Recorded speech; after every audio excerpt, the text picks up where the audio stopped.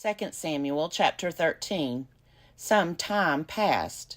David's son Absalom had a beautiful sister whose name was Tamar, and David's son Amnon fell in love with her. Amnon was so tormented that he made himself ill because of his sister Tamar, for she was a virgin, and it seemed impossible to Amnon to do anything to her. But Amnon had a friend whose name was Jonadab, the son of David's brother Shimea, and Jonadab was a very crafty man.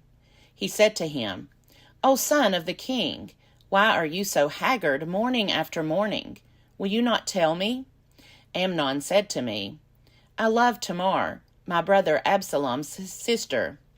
Jonadab said to him, "Lie down on your bed and pretend to be ill, and when your father comes to see you, say to him, 'Let my sister Tamar come and give me something to eat, and prepare the food in my sight, so that I may see it and eat it from her hand.'" So Amnon lay down and pretended to be ill. And when the king came to see him, Amnon said to the king, "Please let my sister Tamar come and make a couple of cakes in my sight, so that I may eat from her hand." Then David sent home to Tamar, saying, "Go to your brother Amnon's house and prepare food for him." So Tamar went to her brother Amnon's house, where he was lying down. She took dough, kneaded it, made cakes in his sight, and baked the cakes. Then she took the pan and set them out before him, but he refused to eat. Amnon said, "Send out everyone from me." So everyone went out from him. Then Amnon said to Tamar, "Bring the food into the chamber, so that I may eat from your hand." So Tamar took the cakes she had made, and brought them into the chamber to Amnon her brother. But when she brought them near him to eat, he took hold of her, and said to her, "Come, lie with me, my sister." She answered him, "No, my brother, do not force me, for such a thing is not done in Israel. Do not do anything so vile. As for me, where could I carry my shame? And as for you, you would be as one of the scoundrels in Israel. Now, therefore, I beg you, speak to the king, for he will not withhold me from you." But he would not listen to her, and being stronger than she, he forced her, and lay with her. Then Amnon was seized with a very great loathing for her. Indeed, his loathing was even greater than the lust he had felt for her. Amnon said to her, "Get out."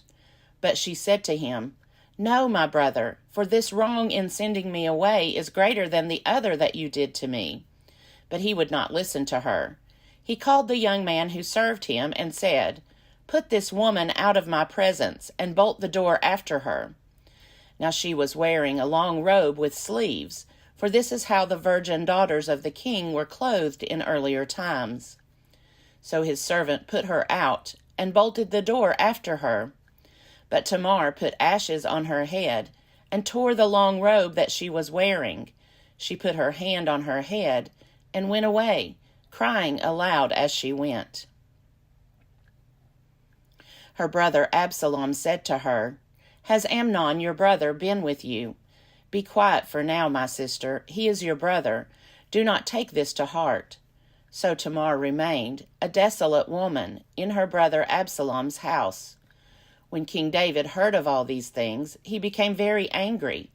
But he would not punish his son Amnon, because he loved him, for he was his firstborn. But Absalom spoke to Amnon neither good nor bad, for Absalom hated Amnon, because he had raped his sister Tamar. After 2 full years, Absalom had sheep shearers at Baal-hazor, which is near Ephraim, and Absalom invited all the king's sons. Absalom came to the king and said, "Your servant has sheep shearers. Will the king and his servants please go with your servant?" But the king said to Absalom, "No, my son, let us not all go, or else we will be burdensome to you." He pressed him, but he would not go, but gave him his blessing. Then Absalom said, "If not, please let my brother Amnon go with us."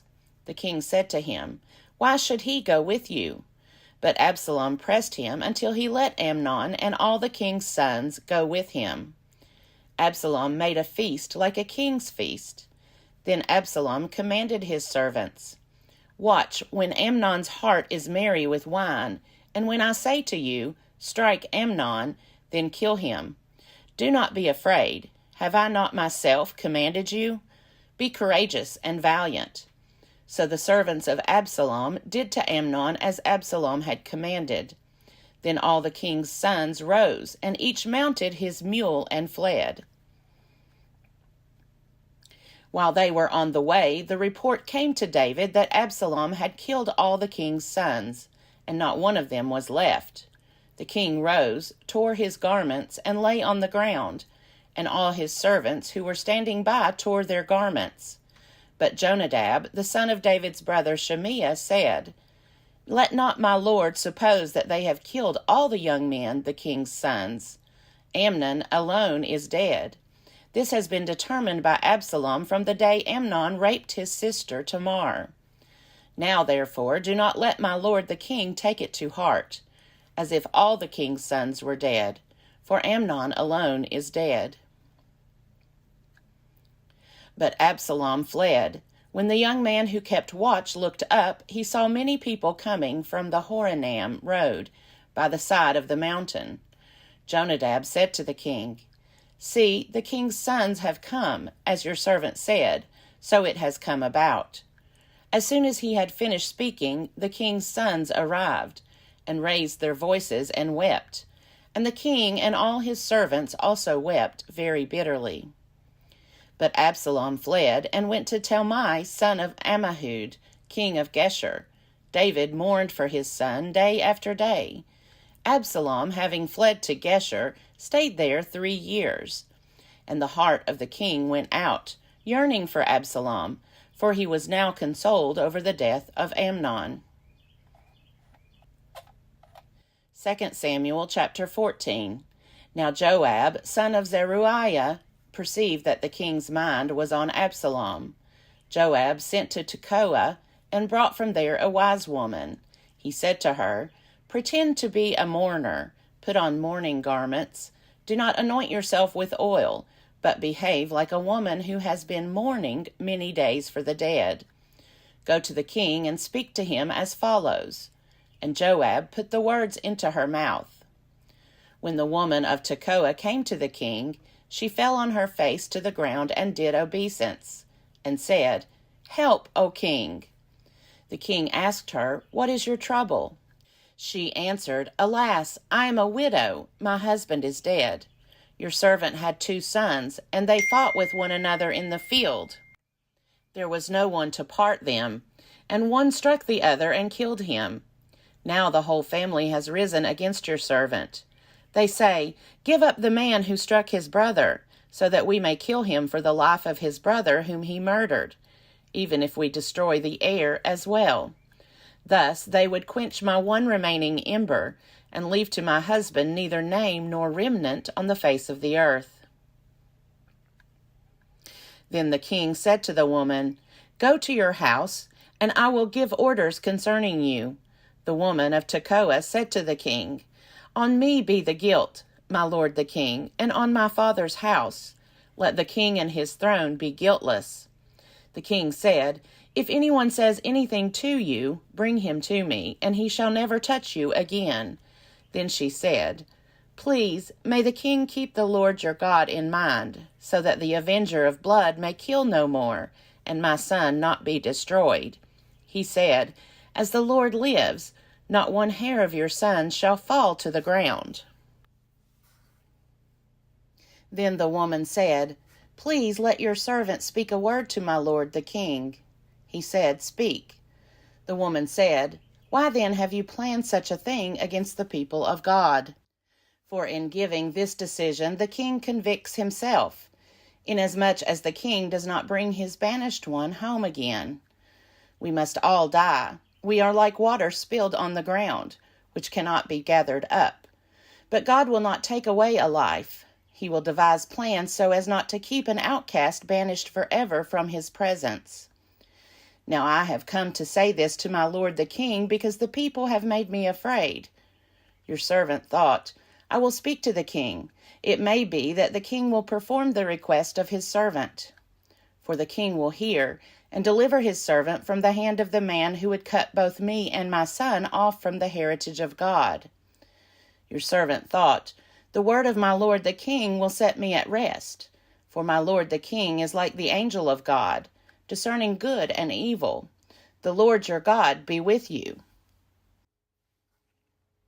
Then the king answered the woman, Do not withhold from me anything I ask you. The woman said, Let my lord the king speak. The king said, Is the hand of Joab with you in all this? The woman answered and said, As surely as you live, my lord the king, one cannot turn right or left from anything that my lord the king has said. For it was your servant Joab who commanded me. It was he who put all these words into the mouth of your servant. In order to change the course of affairs, your servant Joab did this. But my lord has wisdom like the wisdom of the angel of God, to know all things that are on the earth. Then the king said to Joab, Very well, I grant this. Go, bring back the young man Absalom. Joab prostrated himself with his face to the ground and did obeisance, and blessed the king. And Joab said, Today your servant knows that I have found favor in your sight, my lord the king, in that the king has granted the request of his servant. So Joab set off, went to Geshur, and brought Absalom to Jerusalem. The king said, Let him go to his own house. He is not to come into my presence. So Absalom went to his own house and did not come into the king's presence. Now in all Israel there was no one to be praised so much for his beauty as Absalom. From the sole of his foot to the crown of his head there was no blemish in him. When he cut the hair of his head, for at the end of every year he used to cut it, when it was heavy on him he cut it. He weighed the hair of his head, 200 shekels by the king's weight. There were born to Absalom 3 sons and 1 daughter whose name was Tamar. She was a beautiful woman. So Absalom lived 2 full years in Jerusalem, without coming into the king's presence. Then Absalom sent for Joab to send him to the king. But Joab would not come to him. He sent a second time, but Joab would not come. Then he said to his servants, Look, Joab's field is next to mine, and he has barley there. Go and set it on fire. So Absalom's servants set the field on fire. Then Joab rose and went to Absalom at his house and said to him, Why have your servants set my field on fire? Absalom answered Joab, Look, I sent word to you, Come here, that I may send you to the king with the question, Why have I come from Geshur? It would be better for me to be there still. Now let me go into the king's presence. If there is guilt in me, let him kill me. Then Joab went to the king and told him, and he summoned Absalom. So he came to the king and prostrated himself with his face to the ground before the king. And the king kissed Absalom. 2 Samuel chapter 15. After this, Absalom got himself a chariot and horses, and 50 men to run ahead of him.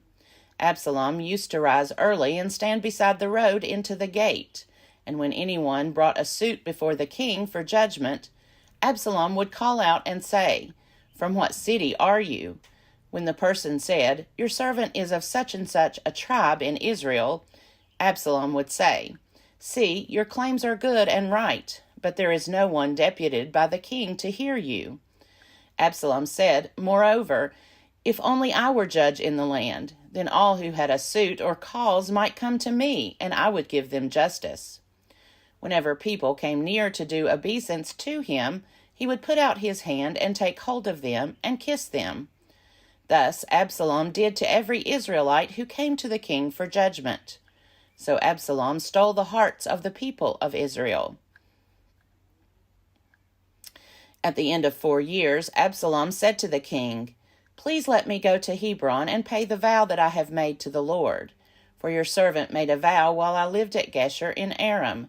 If the Lord will indeed bring me back to Jerusalem, then I will worship the Lord in Hebron." The king said to him, "Go in peace." So he got up and went to Hebron. But Absalom sent secret messengers throughout all the tribes of Israel, saying, "As soon as you hear the sound of the trumpet, then shout, 'Absalom has become king at Hebron.'" 200 men from Jerusalem went with Absalom. They were invited guests, and they went in their innocence, knowing nothing of the matter. While Absalom was offering the sacrifices, he sent for Ahithophel, the Gilonite, David's counselor from his city Gilo. The conspiracy grew in strength, and the people with Absalom kept increasing. A messenger came to David, saying, "The hearts of the Israelites have gone after Absalom." Then David said to all his officials who were with him at Jerusalem, "Get up, let us flee, or there will be no escape for us from Absalom. Hurry, or he will soon overtake us, and bring disaster down upon us, and attack the city with the edge of the sword." The king's officials said to the king, "Your servants are ready to do whatever our lord the king decides." So the king left, followed by all his household, except 10 concubines whom he left behind to look after the house. The king left, followed by all the people, and they stopped at the last house. All his officials passed by him, and all the Cherethites, and all the Pelethites, and all the 600 Gittites who had followed him from Gath, passed on before the king. Then the king said to Ittai the Gittite, "Why are you also coming with us? Go back and stay with the king, for you are a foreigner, and also an exile from your home. You came only yesterday, and shall I today make you wander about with us, while I go wherever I can? Go back and take your kinsfolk with you, and may the Lord show steadfast love and faithfulness to you." But Ittai answered the king, "As the Lord lives, and as my lord the king lives, wherever my lord the king may be, whether for death or for life, there also your servant will be." David said to Ittai, "Go then, march on." So Ittai the Gittite marched on, with all his men and all the little ones who were with him. The whole country wept aloud as all the people passed by. The king crossed the Wadi Kidron, and all the people moved on toward the wilderness. Abiathar came up, and Zadok also, with all the Levites, carrying the ark of the covenant of God. They set down the ark of God until the people had all passed out of the city. Then the king said to Zadok, "Carry the ark of God back into the city. If I find favor in the eyes of the Lord, he will bring me back and let me see both it and the place where it stays. But if he says, 'I take no pleasure in you,' here I am, let him do to me what seems good to him." The king also said to the priest Zadok, "Look, go back to the city in peace, you and Abiathar, with your 2 sons, Ahimaaz your son, and Jonathan son of Abiathar. See, I will wait at the fords of the wilderness until word comes from you to inform me." So Zadok and Abiathar carried the ark of God back to Jerusalem, and they remained there. But David went up the ascent of the Mount of Olives, weeping as he went, with his head covered and walking barefoot. And all the people who were with him covered their heads and went up, weeping as they went. David was told that Ahithophel was among the conspirators with Absalom, and David said, "O Lord, I pray you, turn the counsel of Ahithophel into foolishness." When David came to the summit where God was worshipped, Hushai the Archite came to meet him with his coat torn and earth on his head. David said to him, "If you go on with me, you will be a burden to me. But if you return to the city and say to Absalom, 'I will be your servant, O king, as I have been your father's servant in time past,' so now I will be your servant, then you will defeat for me the counsel of Ahithophel. The priests Zadok and Abiathar will be with you there. So whatever you hear from the king's house, tell it to the priests Zadok and Abiathar. Their 2 sons are with them there, Zadok's son Ahimaaz and Abiathar's son Jonathan. and by them you shall report to me everything you hear."